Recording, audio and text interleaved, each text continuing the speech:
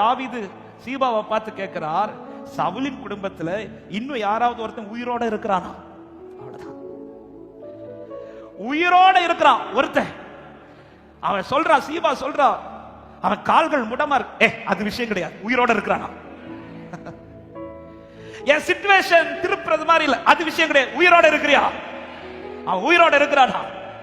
எத்தனை பேர் வார்த்தை புரியுது?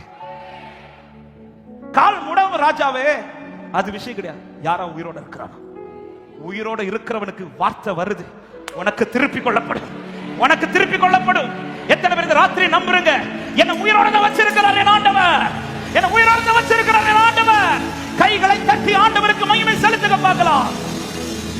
உயிரோட இருக்கிறவனுக்கு வார்த்தை வருது. யார் சொல்றவ? சீபா சொல்ற வார்த்தை அல்ல, ராஜா சொல்ற வார்த்தை. உனக்கு நான் திருப்பி கொள்வேன் அப்படின்றார். ஆமென்.